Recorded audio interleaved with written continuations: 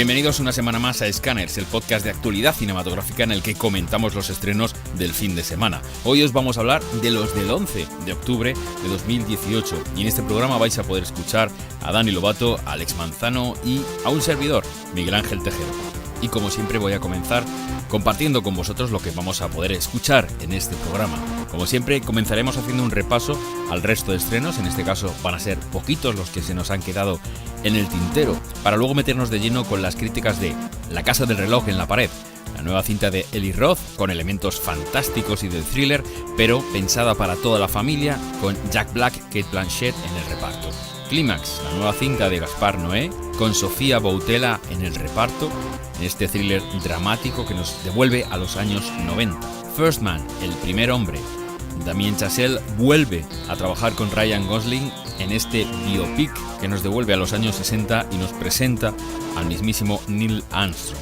La sombra de la ley, la cinta de Dani de la Torre con Luis Tosar, Michelle Jenner, Vicente Romero o Ernesto Alterio, entre otros, que nos lleva de vuelta a los años 20 en este thriller policíaco lleno de gángsters. Lucha de gigantes, documental firmado por Hernán Zin, basado en una idea de Emilio Aragón, y concluiremos con la cinta familiar Smallfoot, una película de animación que nos da un giro sobre la leyenda de Bigfoot. Terminaremos, como siempre, haciendo un repaso de algunos de vuestros comentarios y analizando la taquilla del fin de semana pasado. Así que ya sin más, comenzamos. El resto de estrenos va a ser una sección cortita esta semana. Empezamos con la cinta italiana Donde caen las sombras de Valentina Pedicini, un drama basado en hechos reales que nos cuenta cómo Ana y Hans, una enfermera y su ayudante en una clínica para ancianos, son dos almas de niños que habitan cuerpos adultos. Atrapados en el tiempo y el espacio, se mueven entre los cuartos y el jardín de lo que solía ser el orfanato. Un héroe singular, la película francesa que a modo de drama nos habla de Pierre, que tiene 30 años y es productor de leche. Su vida gira en torno a su granja, su hermana es veterinaria y sus padres antiguos dueños de la explotación. Cuando los primeros casos de epidemia se declaran en Francia, Pierre descubre que uno de sus animales está infectado, pero no puede permitirse perder a sus vacas, no tiene nada más y llegará hasta el final para salvarlas. La película se hizo en 2007 con 3 premios César. Pequeño secreto, desde Brasil llega esta cinta dramática también basada en hechos reales. Nos cuenta la vida de una niña y 3 mujeres que comparten un secreto que cambiará sus vidas para siempre. Adoptada por una familia acogedora, después de afrontar la pérdida de sus padres, Kat llevará una vida llena de aventuras navegando alrededor del mundo. Ahora, en su adolescencia, está tratando de adaptarse a una vida normal, algo que resulta ser mucho más difícil de lo que ella pensaba. Tras descubrir un secreto que amenaza su vida, Kat se pregunta si sus sueños aún son posibles. Y concluimos con la cinta de animación El reino de los elfos, una película china que nos habla de el mítico mundo elfo de Altera, una épica lucha que tiene lugar entre la princesa Lilla y la malvada elfa oscura Helena, quien ahora tiene en su poder una gema de gran poder. Se trata de la continuación de The Dragon Next Warriors Down, una película de 2015. Así que ya sin más, vamos a meternos con las críticas de esta semana. Eres Louis, supongo. ¿Qué tal tu viaje? Esta vieja loca es mi vecina.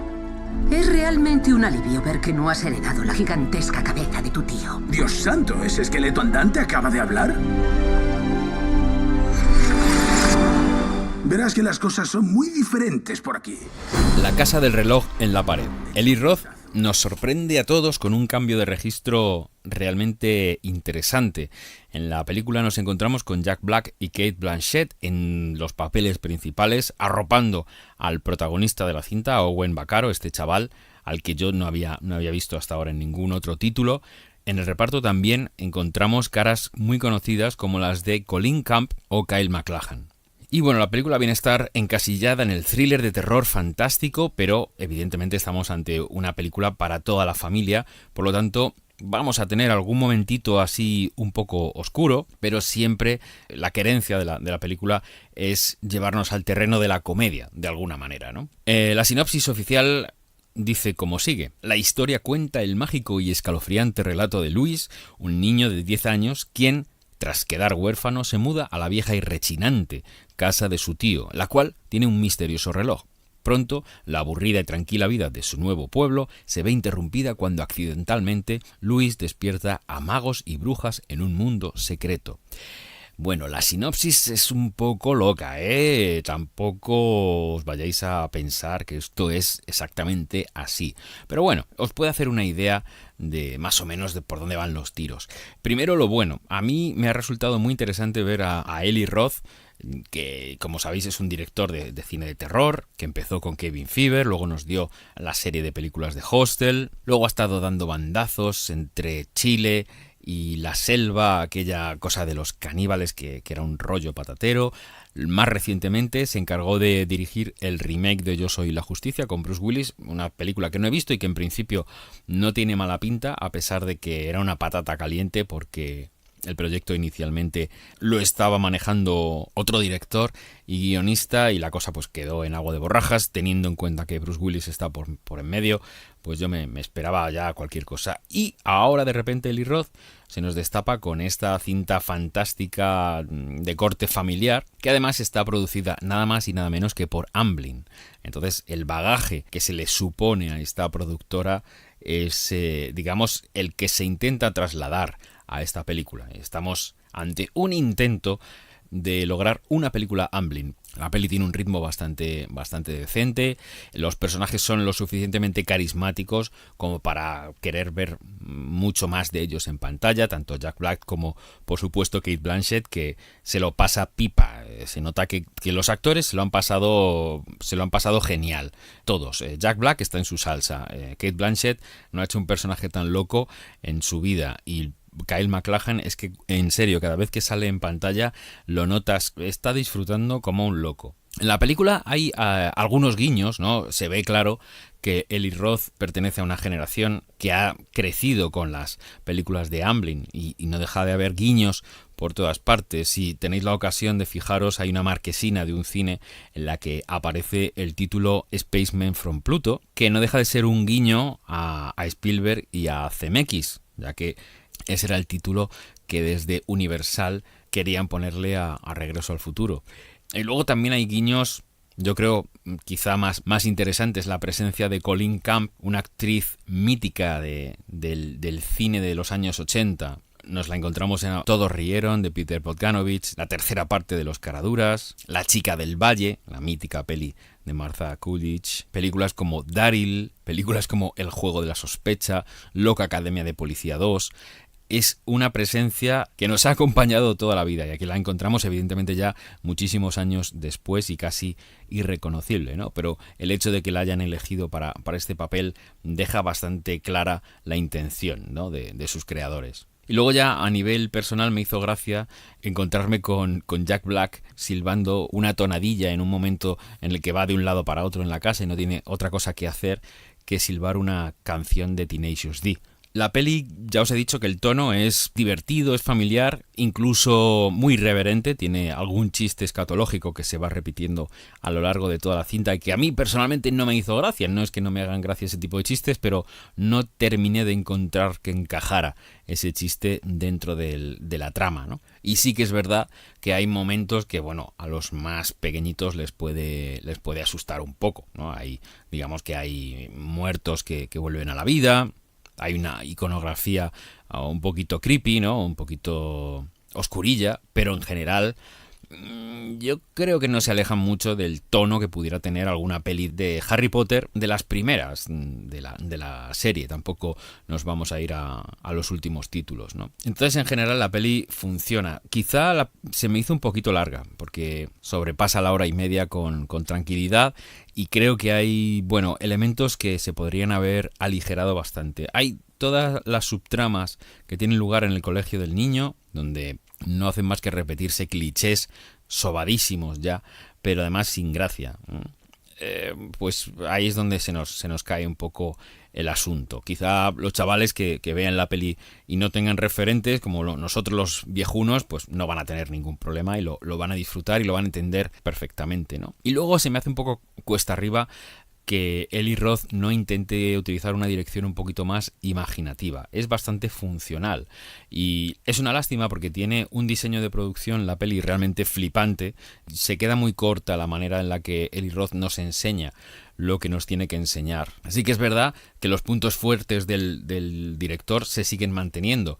Aquí, cuando tiene que haber algún maquillaje o algún efecto especial así un poquito espeluznante, el resultado es genial. O sea, el maquillaje de uno de los personajes que os he leído, de estos secundarios, sin deciros quién, es apabullante y aguanta los primeros planos que flipas. O sea, a mí ese maquillaje me gustó mucho. Y luego los stunts. Hay momentos de especialistas que te dejan sentado en la butaca del susto porque son muy impactantes, ¿no? Entonces, Eli Roth, lo que es la acción y toda la imaginería terrorífica, la maneja como nadie. Pero luego hay muchos momentos en los que claramente ves que los planos de detalle los ha rodado una segunda unidad porque tienen muy poca gracia, ¿no? Y entonces, en vez de intentar meter más información o dar la información de una manera más elegante, bueno, pues hay momentos muy random de, bueno, te tengo que enseñar esto que está en la pared, bueno, pues te lo enseño, pero no le doy más vueltas, ¿no? Y la verdad es que eso para mí es desaprovechar minutos de metraje que se podrían haber utilizado a favor de la cinta. En general, me lo pasé bien, la disfruté. Creo que los chavales a los que les guste este rollo les puede molar, sobre todo ahora que se acerca Halloween. Podría ser una manera de acercarles también al género fantástico, yo creo. No me ha volado la cabeza, pero estamos en lo de siempre. No todas las películas nos tienen que volar la cabeza, ¿no? Y creo que esta peli es entretenida cuanto menos. Clímax. Gaspar Noé vuelve con esta cinta de tan solo 95 minutos. Está también escrita por él y en el reparto destaca la presencia de Sofía Boutella, ya sabéis, esta actriz a la que nosotros conocimos en Kingsman, Servicio Secreto, pero que ya había debutado previamente en cintas sobre todo centradas en el mundo del baile, porque ella es bailarina. Luego la hemos podido ver en Star Trek Más Allá, en Atómica, por supuesto en La Momia, acompañando a Tom Cruise, y en dos cintas recientes, Fahrenheit 451, que podéis encontrar en HBO, y Hotel Artemis, que se estrenó hace relativamente poco. Se trata de un thriller psicológico que nos devuelve a los años 90 y que tiene mucho que ver con el mundo del baile. Vamos a escuchar a Alex Manzano. Gaspar Noé se ha relajado hasta tal punto de que una distribuidora española compra su película y la estrena en cines, porque la anterior Love, que era una película en la que se podían ver eyaculaciones a cámara en 3D o planos subjetivos de una penetración, fue adquirida por una distribuidora y directamente salía a Netflix en plan, tú no has visto ni ido nada. Pero bueno, se la juegan ahora y nos traen Clímax, que fue una película que le hizo ganar la quincena de realizadores en Cannes. ¿Y qué nos cuenta Clímax? A ver, el pretexto es muy ambiguo. Es una historia de que en una especie de casa, almacén y demás, se reúnen un grupo de gente joven a finales de los 90 y hacen una fiesta con una super sangría. ¿Qué pasa? Que conforme empiezan a bailar, se empiezan a dar cuenta que alguien ha echado algo en esta sangría y que todos están volviéndose locos y les están dando impulsos violentos y sexuales. ¿Qué pasa? Que está muy bien filmada, que tiene una profundidad muchísimo mayor de lo que parece y que al final es una película que habla de la tristeza. Y es muy bonito porque la ambienta a los 90 para hablar del cambio de siglo, de que es gente a la que le está afectando el de siglo, no, perdón, el de milenio, no de siglo también, pero principalmente es el efecto 2000 y demás. Entonces es muy bonito porque es gente que se enfrenta, digamos, a un cambio muy grande. Es gente joven que sabe que hay algo que va a azotar sus vidas y que están en esa fiesta un poco, yo creo, asumiendo que su vida no es nada. Es una película muy nihilista en ese sentido, porque es gente que no sabe verdaderamente por qué está ahí, es gente que bebe sin sentido, que folla sin sentido, que se guía por un instinto súper primario. Y lo que mola mucho de la película es que Gaspar Noé tampoco te lo quiere revelar. Tú ves esta fiesta desenfrenada, de vez en cuando te pone titulares en la pantalla para que te orientes un poco temáticamente, pero es una película que está abierta a un montón de interpretaciones y demás. Probablemente una persona que haya vivido los años 90 lea la película de una forma muy diferente a mí. Yo, que soy una persona que, aunque nací en los 90, yo he vivido ya los 2000, me gusta entenderla como un reflejo de mi generación, porque muchos conflictos que plantea están presentes en mi generación. Uno de ellos es la tristeza, el no saber, no encontrar tu lugar en el mundo. Es una película que habla de eso, pero también habla de la destrucción del arte, habla de los límites del cuerpo, porque, por ejemplo, toda la primera parte de la película habrá 20 minutos, que es un plano secuencia de gente bailando como loca. Entonces esos son los límites del cuerpo. Luego el hecho de que es gente que se drogue, de que es gente que tenga ciertas prácticas sexuales. Hay un momento que a una mujer le meten una paliza. Entonces, es una película muy rara. Es muy difícil hablar de esta película, como veis, porque no sé exactamente qué decir, porque es una experiencia muy inmersiva. Creo que es una experiencia muy personal, pero también muy radical. O sea, si se va a ver esta película, creo que se ha de ir con la mente muy abierta. Epilépticos, absténganse. Y dejarse llevar e intentar entrar y entender la filosofía de este señor. También te digo, creo que es un señor que en el caso de esta película no quiere imponerte ninguna verdad. Hay por ahí quien dice, esto tiene un mensaje antiabortista. Yo no lo veo por ninguna parte. Pero lo que me gusta es que él te lanza ideas, te lanza conceptos a través de personajes muy diversos, con distintos cuerpos, distintas razas, distintas sexualidades, y quiere que tú interpretes un poco de qué va la vaina a tu manera. Y a mí es verdaderamente lo que me gusta. Es una película muy orgiástica, es una película muy colorida, llena de música y demás, pero siempre juega con una abstracción y una ambigüedad en la que yo entiendo perfectamente que no se entre y que eso genere una crítica muy, muy negativa, casi destructiva hacia la película. Pero bueno, yo es una película a la que invito muchísimo a acercarse, yo la disfruté mucho. Y esta es la típica película en la que yo podría estar ahora mismo aquí destruyendo, como que es una patochada de festival. Pero veo una profundidad que creo que es evidente y que me impide destrozarla. ¿No está mal? Hemos escogido un trabajo tan difícil y requiere tantos desarrollos tecnológicos que vamos a tener que empezar de cero. Módulo desacoplado. Iniciando serie.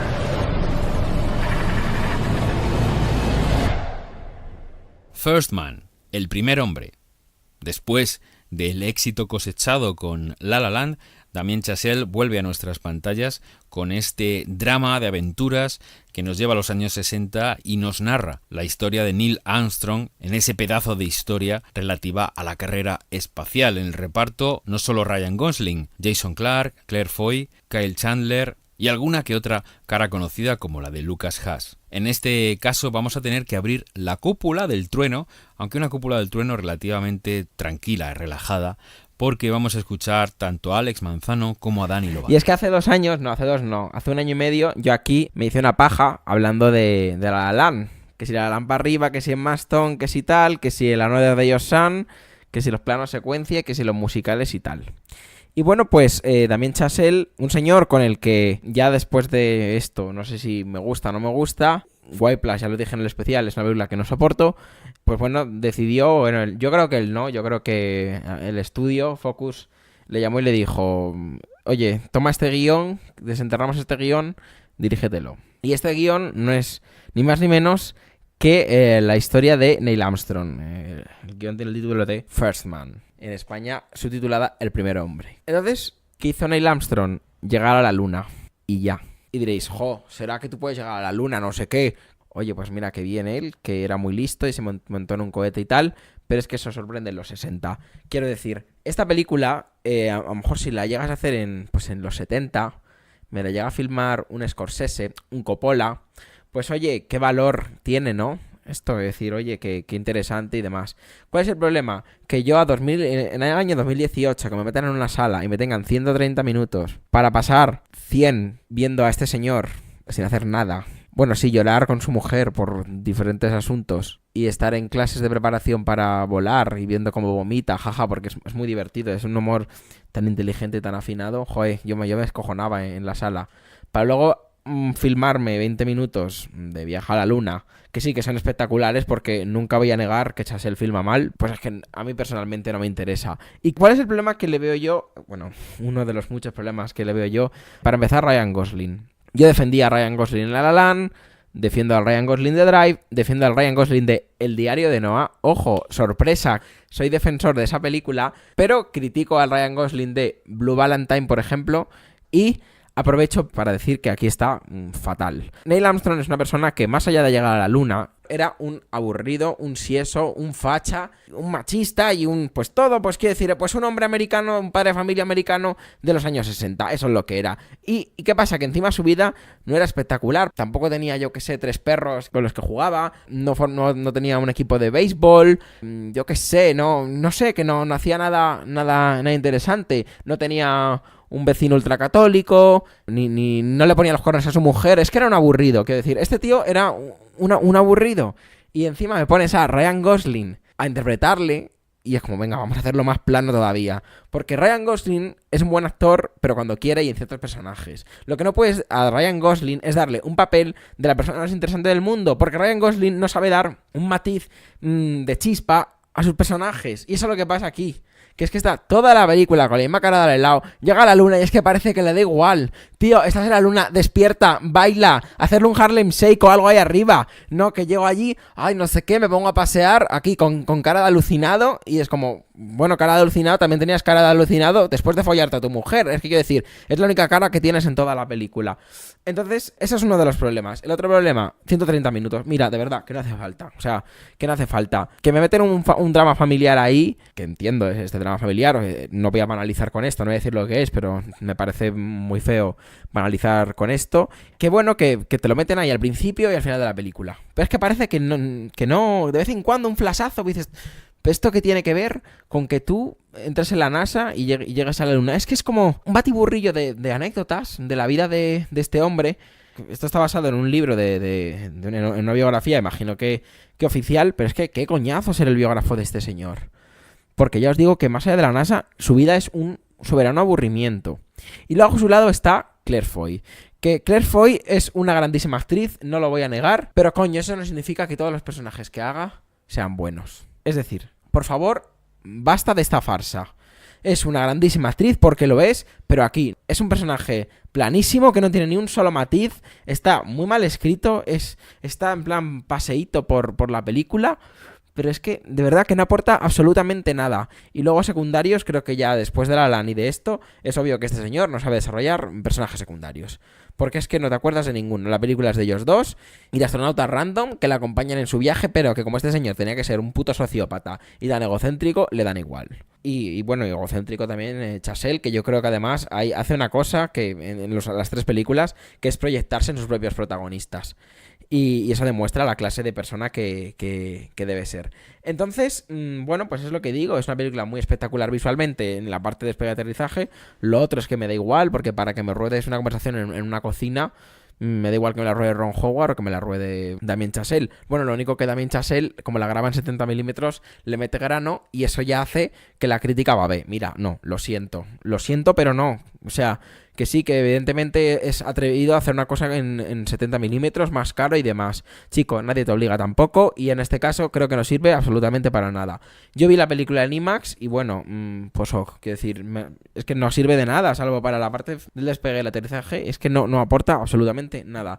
First Man es una película aburridísima, es una película que no aporta nada, pero nada, que se olvida en cuanto sales de la sala, y eso si no te duermes viéndola. Yo por suerte la vi muy fresco, no me dormí, después me fui a ver Roma y me purifiqué. Es una película súper obvia y que llega tan tarde, en 2018, todavía que no hayamos superado esto.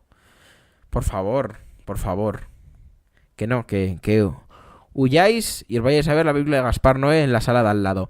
Si es que la ponen, porque claro, está ocupada todo. Después de este ataque indiscriminado a todo y todos, ya no sé cómo intentar remontar esta situación. Es que 8 minutos despotricando de First Man y eso que no te ha molado. Es decir, te llega a gustar, hacemos un monográfico solo de Chazelle. A ver, ¿cómo remonto yo esto? A mí me ha gustado, yo me lo pasé muy bien viendo la película. Pero sí te compro algunos de los argumentos. Ryan Gosling, que es el Ben Affleck de nuestra generación. La gente le echa muchas flores, pero es un tío de una sola cara. Entonces, cuando tienes un personaje tan protagónico como este, un personaje que de por sí tampoco tiene mucha sustancia, pues entonces se notan tus carencias actorales. El problema que le veo a la película es precisamente su protagonista.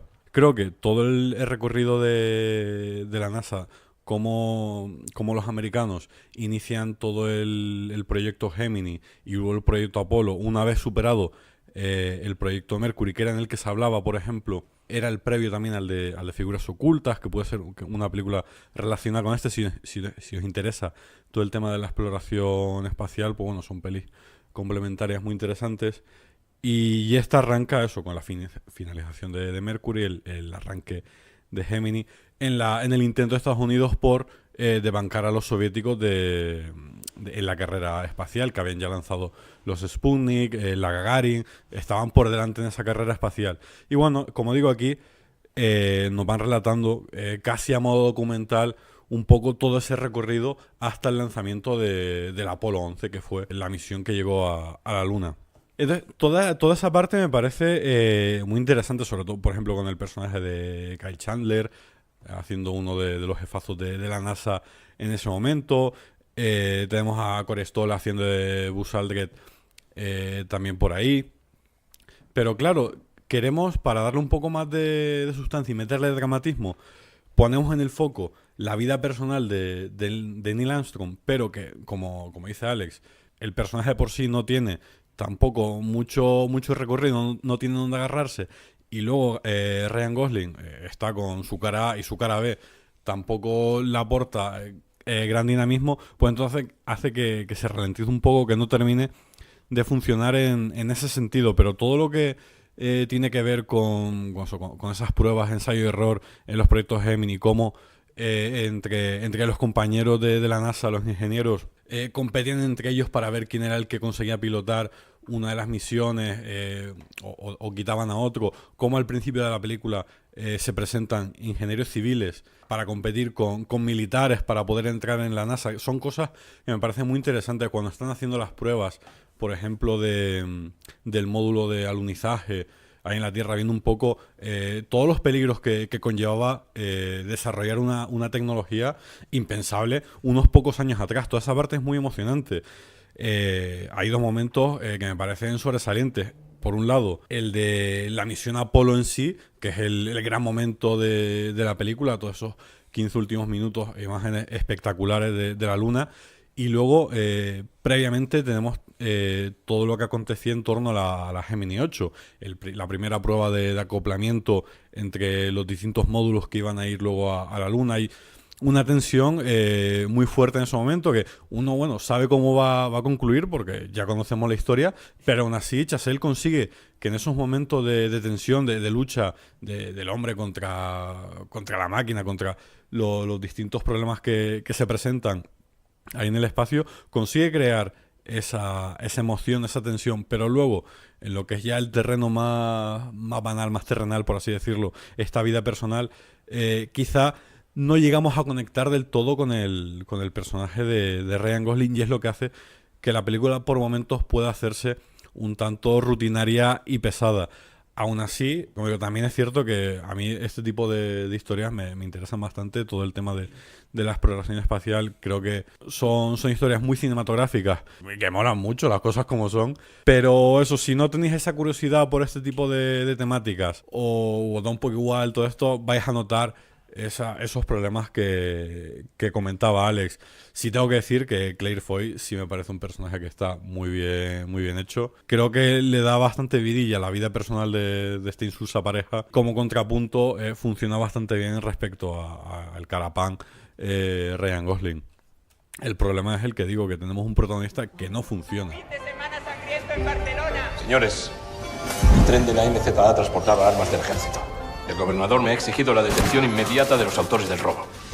Si no somos capaces de recuperar las armas en 72 horas, toda la ciudad se va a convertir en polvorín. Tengo una pulga en la camisa. ¿Tú qué cojones eres? Aníbal Uriarte, de la Brigada de Información de Madrid. Pido que me manden 20 hombres y me mandan uno. Así va este puñetero país. Esta fábrica no puede funcionar sin nosotros. La sombra de la ley. Dani de la Torre nos presenta este thriller dramático que nos devuelve a los años 20 y que está interpretado por Luis Tosar, Michelle Jenner, Vicente Romero, Ernesto Alterio, Paco Tous o Manolo Solo, entre otros.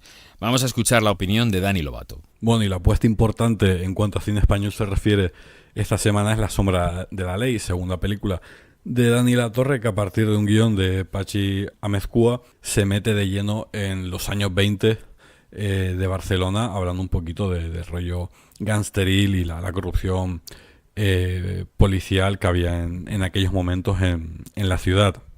En la película conocemos al personaje de Luis Tosar, que ha sido destinado a Barcelona desde Madrid para hacer frente a la desaparición de un cargamento de armas del ejército que parece ser que ha sido robado por un grupo de anarquistas a fin de caldear un poco el ambiente social y usarlas en sus manifestaciones y así prácticamente provocar una guerra urbana entre las fuerzas del orden y los sindicatos anarquistas. Como digo, nos trasladamos a esos años 20, en concreto estamos en el año 21, en Barcelona, una ciudad muy, muy cosmopolita, un rollo muy, muy europeo importante, y trabajamos en una película que coge todos los códigos de lo que es el cine negro. Uno piensa siempre en gángsters, en este tipo de códigos, de vestimentas y demás. El propio cartel de la película juega eso, y es fácil pensar que es en Chicago, que es en Nueva York, siempre pensando en referentes norteamericanos, en como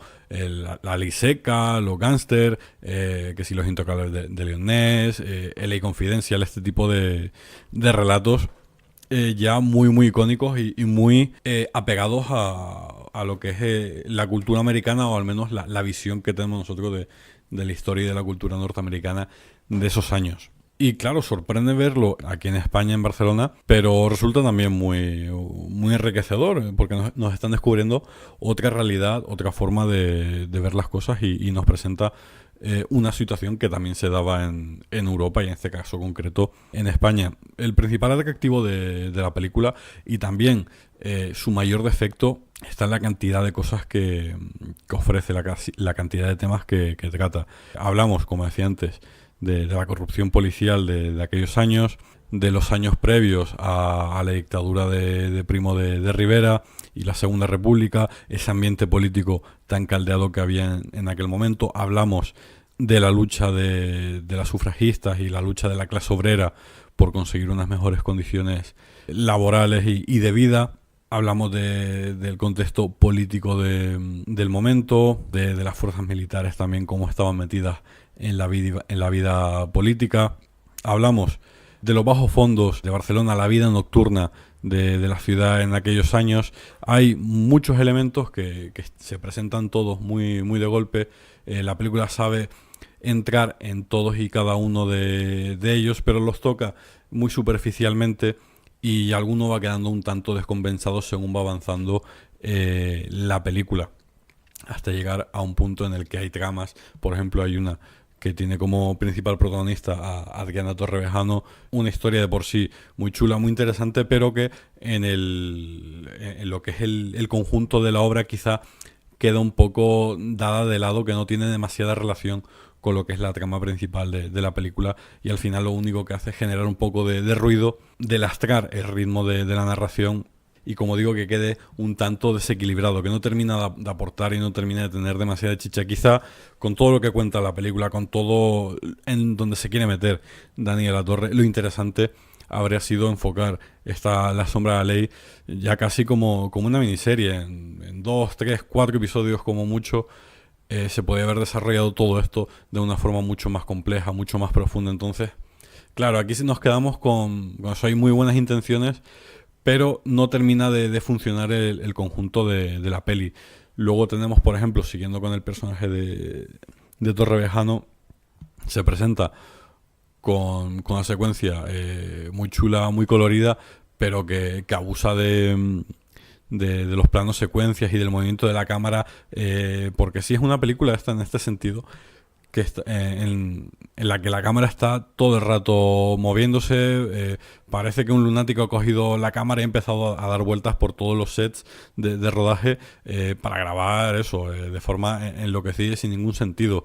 Hay demasiado movimiento de cámara, hay demasiado plano secuencia, movimientos muy, muy chulos de por sí, pero que no aportan a lo que es la narración de la película.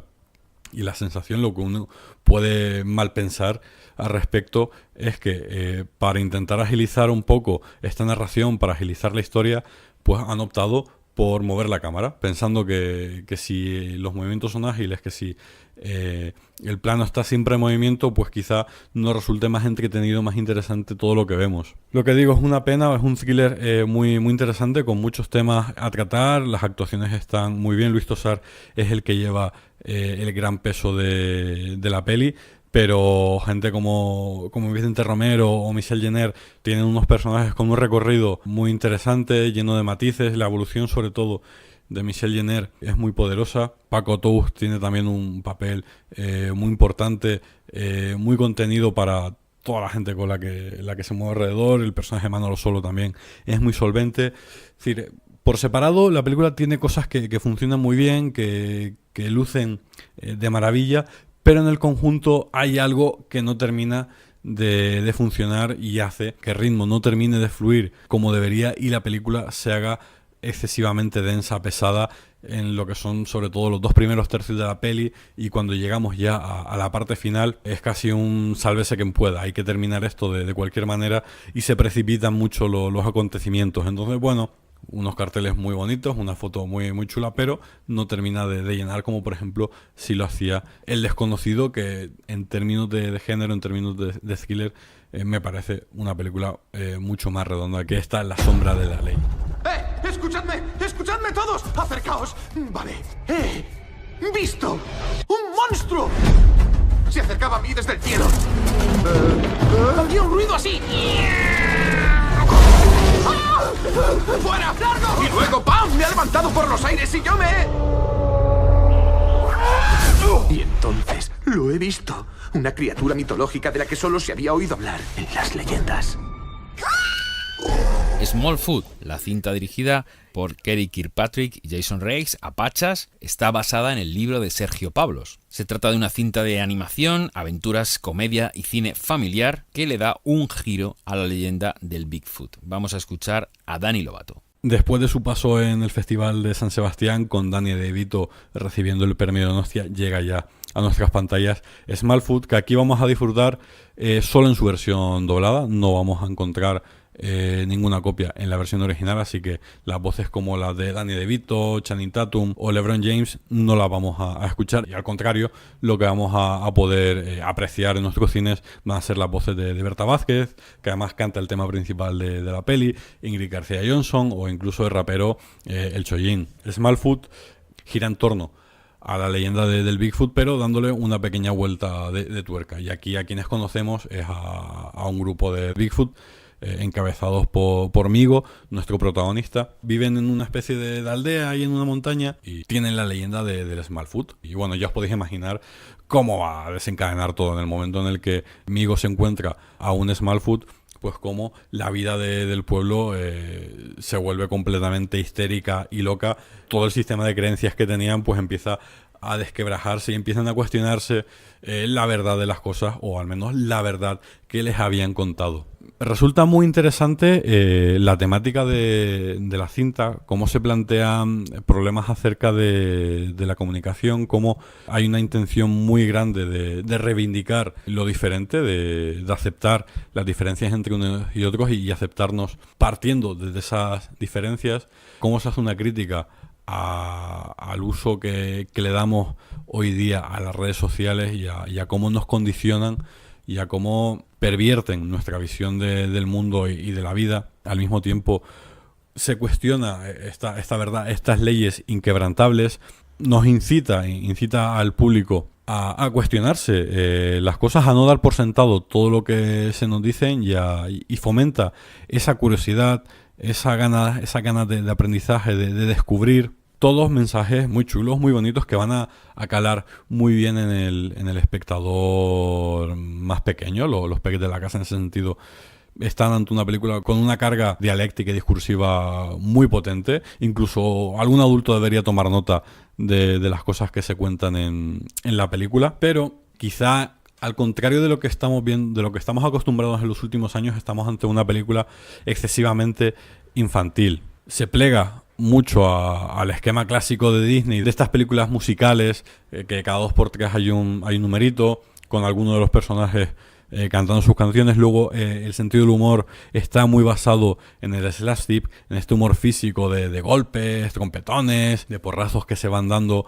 Y claro, hace que al final el público adulto desconecte un poco de lo que es la peli. Y luego que el mensaje que se transmite, siendo muy importante, siendo muy, muy interesante, no deja de estar trazado con brocha gorda, no está perfilado del todo y queda más en eslóganes muy chulos, en frases muy, muy bonitas, pero le falta quizá un poquito más de profundidad, de darle un poco de matices para que tengan mucho más efecto. Pero bueno, creo que a pesar de todo tiene muchas bondades, tiene muchas intenciones, que subraya mucho esa carga educativa, y luego que a nivel visual, esto, a poco que quieran hacer una promoción vendiendo muñequitos, funcos, peluches y demás, se pueden hinchar las botas. Toda esta aldea de los Bigfoot es muy colorida, es todo, hay mucha imaginación,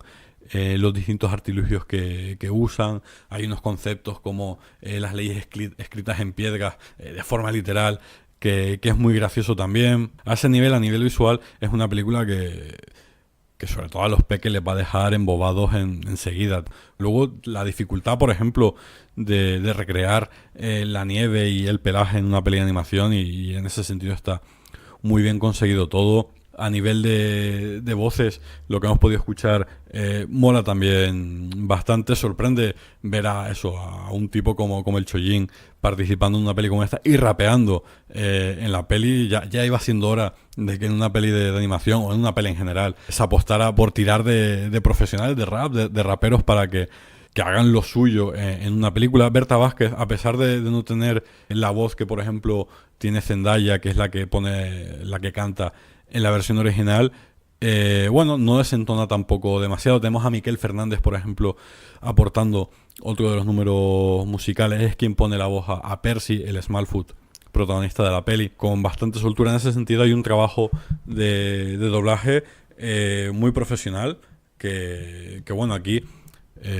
ese eterno debate de actores de doblaje o actores famosos y gente del mundo y de la farándula prestando sus voces en las películas. Aquí creo que en ese sentido está todo bastante bien equilibrado, y que las voces famosas, entre comillas, están a la altura de lo que pide la producción. Título para disfrutar con los más pequeños. Quizá los adultos, mamis y papis, que vayáis a ver la peli, podáis salir un poco decepcionados. No va a llenar tanto como otras propuestas que hemos visto a lo largo de los últimos meses, pero la chavalada seguramente se lo va a pasar en grande. Lucha de gigantes. Este documental, firmado por Hernán Zin, basado en una idea de Emilio Aragón, pone voz y rostro a los gigantes que en todos los lugares del mundo luchan contra el hambre y sus consecuencias. Se trata de, como digo, un documental que ha podido ver Dani Lobato. Vamos a escucharle. No solo de ficción vive el cine español, y esta semana se estrena Lucha de Gigantes, película documental dirigida por Hernán Zin, que surge a partir de una idea de Emilio Aragón y de la música de Nacho Vegas, de Nacha Pop. Este documental, patrocinado y promovido por Acción contra el Hambre, lo que pretende es dar voz a la problemática del hambre en el mundo, a partir de diferentes relatos en distintas partes del mundo. Vamos por Filipinas, Níger, la Franja de Gaza, incluso en España.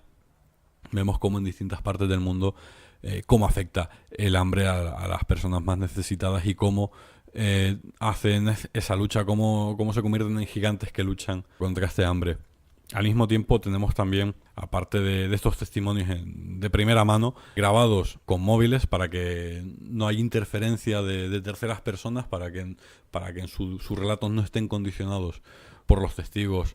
Son casi testimonios en bruto, muy desgarrados muchas veces. Junto a esto tenemos los testimonios de Ángeles Barceló, Martín Caparrós y Pepe Esquinas, que hablan del hambre a través de una perspectiva occidental, intentando teorizar acerca de la problemática del hambre y aportando soluciones o haciendo recomendaciones, intentando encontrar la forma de poder ayudar a esta lucha y de frenar este problema que al final nos afecta a todos en mayor o menor medida.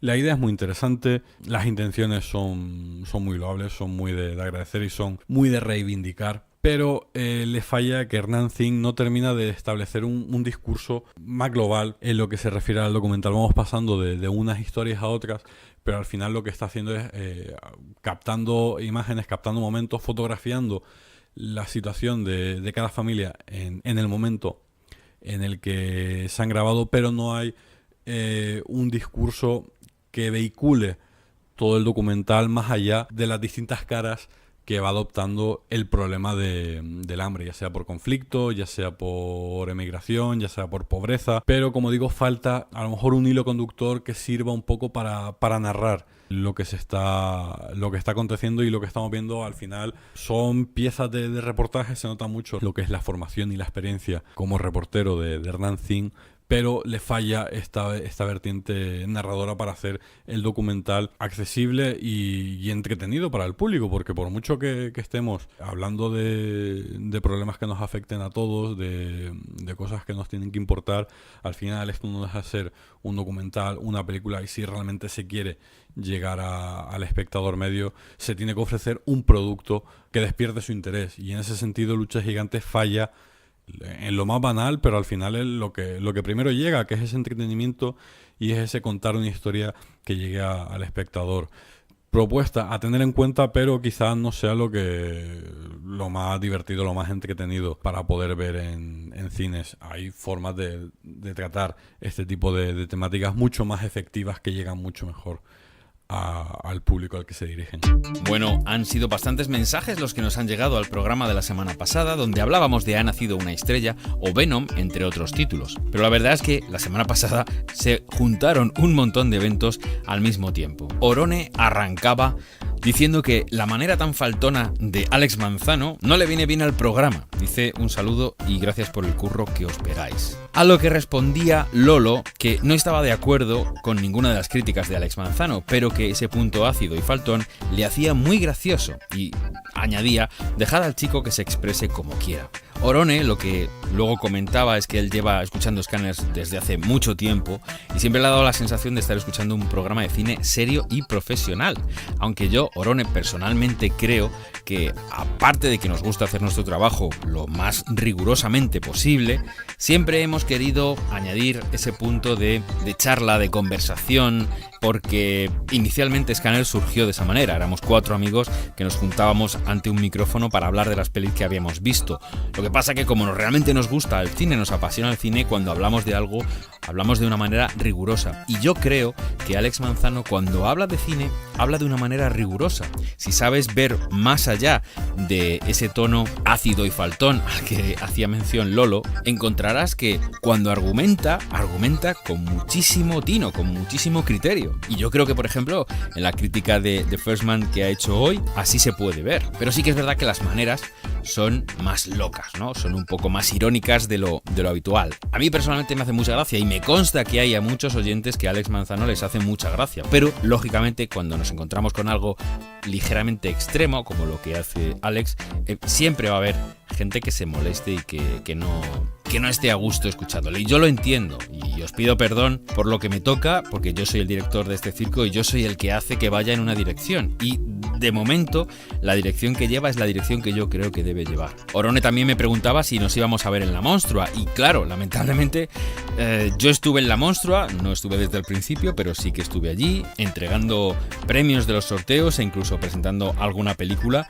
pero pude solo saludar a algunos de los habituales. Le pude dar un abrazo a Fae y a José Ramón, por supuesto, que no se pierde ni una Monstrua al tío y que es genial verle, aunque solo sea una vez al año. Agustín Medero decía que Un pequeño favor le ha gustado mucho, es muy ácida y están espectaculares tanto Blake Lively como sobre todo Anna Kendrick, que dice que se come la pantalla.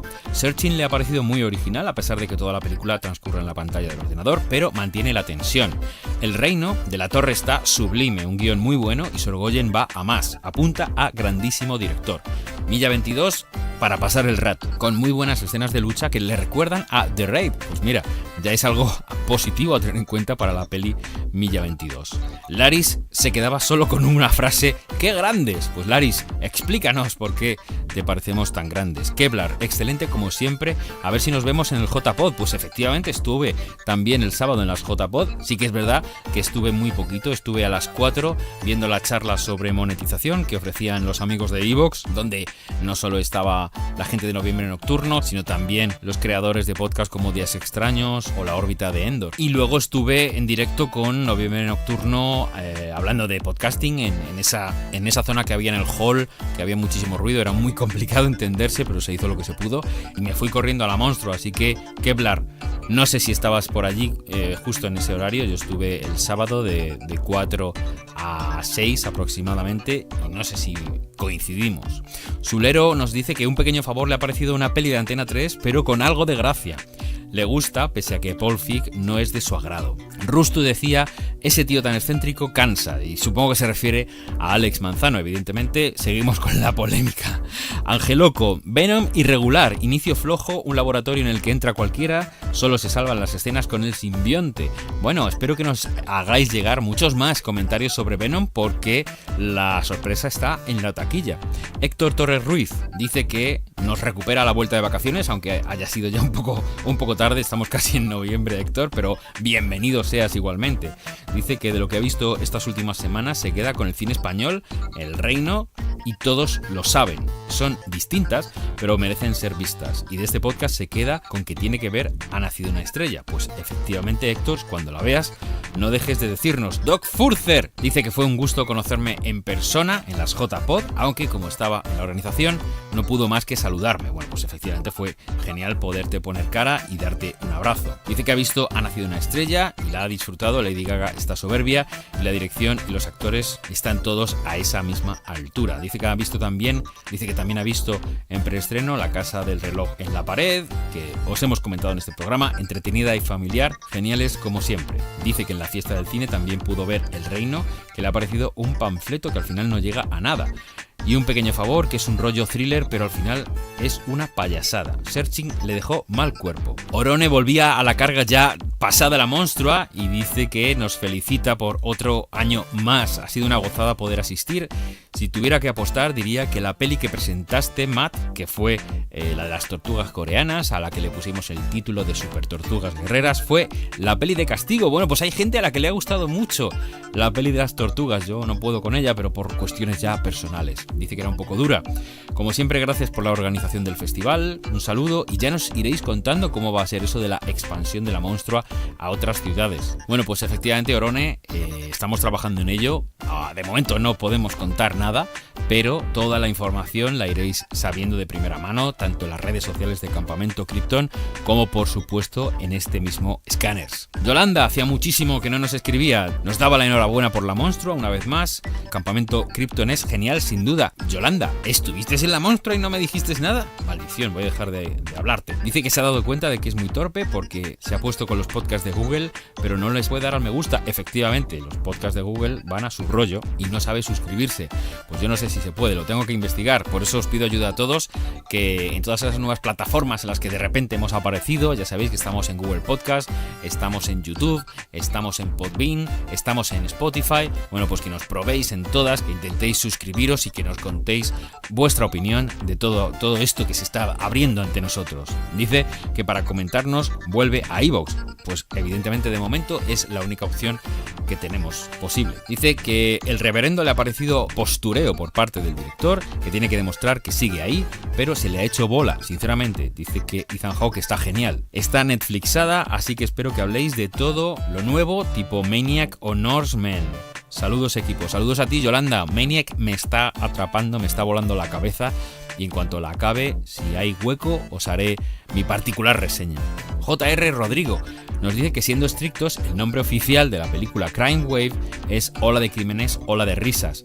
así que esa copia sería solo el 50%. Yo la semana pasada hablaba de esta película, Ola de Crímenes, que se estrenó y hacía referencia a la película de Raimi, que efectivamente se tradujo aquí esto de Crime Wave como Ola de Crímenes, Ola de Risas, pero yo siempre la he conocido como Ola de Crímenes, entonces bueno, pues se me quedó. Como es una peli antigua y además ya lo decía en el programa, es uno de los títulos menores de Raimi, es su segunda película y estaba todavía la cosa muy mal y además se metió el estudio, se metió por dentro y no terminó de cuajar la peli, pero bueno, era una de mis idas de olla de la semana pasada. Alejandro CG nos dice que hace tiempo que no comenta, pero cree que hoy es importante. Viene a darnos las gracias en su nombre y en nombre de su novia, concretamente a Alex Manzano por su defensa de Ha nacido una estrella, ya que fue lo que nos animó a ir a verla. Aunque no era la primera vez que Alex hablaba de ella. Dice que gracias también por recomendar Ira y Call Me By Your Name, dos películas que han disfrutado mucho.